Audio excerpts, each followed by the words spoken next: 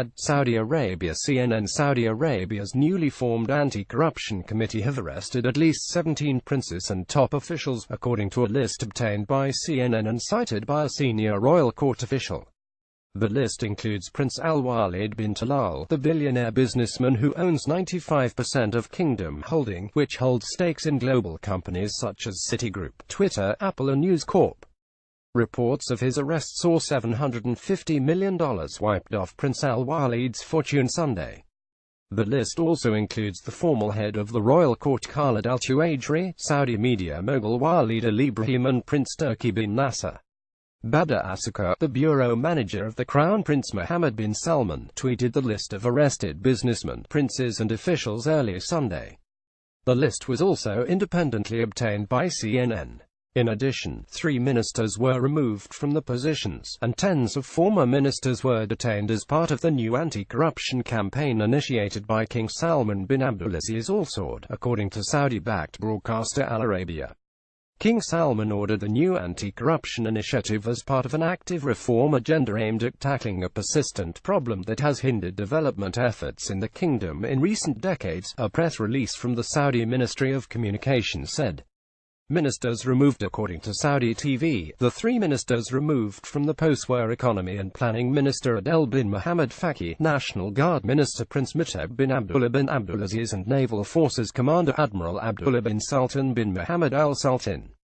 The royal decree said the committee was needed due to the propensity of some people for abuse, putting the personal interest above public interest, and stealing public funds, and will trace and combat corruption at all levels, according to the release. The 3 ousted ministers were replaced with Prince Khalid bin Abdulaziz bin Mohammed bin Ayyath Al Mukran becoming National Guard Minister, Mohammed bin Mazyad Al Tuwaijri becoming the Economy and Planning Minister, and Vice Admiral Fahd bin Abdullah Al Ghifayli taking on the role of Naval Forces Commander.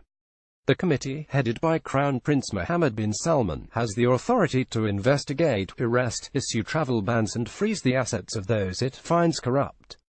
The 32-year-old has long been a prominent figure in Saudi politics, seen as a key power player behind the king and a reformer by Saudi standards.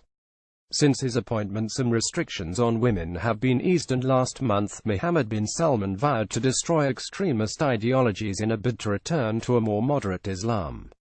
John Defterios, CNN's emerging markets editor who has covered Saudi Arabia since the 1990s, said the sweep was part of the Crown Prince's top-to-bottom overhaul.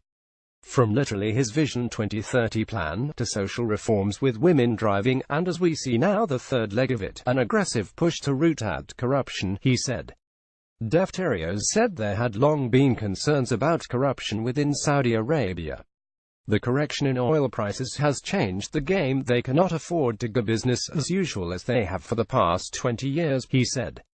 That's the reason why they want to diversify the economy and also make a bold attempt to root out corruption. New World Order. Speaking to CNN on Sunday, Fawaz Gerges, professor of international relations at the London School of Economics, said that the world was witnessing the birth of a new order in Saudi Arabia. The Crown Prince Mohammed bin Salman is not only consolidating his power but also laying out his vision for the kingdom and putting his vision into practice, he said. Many people, in the past 2 or 3 years, have underestimated the ability of the Crown Prince Mohammed bin Salman, not only to consolidate his power but to structure state and the economy.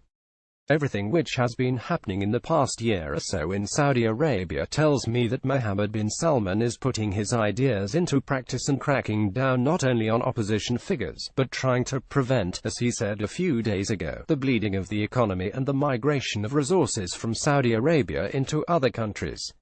Saudi Arabia is going under a major transition.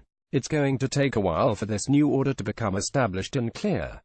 CNN's Becky Anderson and Sarah El-Sergani reported from Riyadh. James Masters wrote from London. CNN Money's Zahra Al-Qalissi contributed to this report.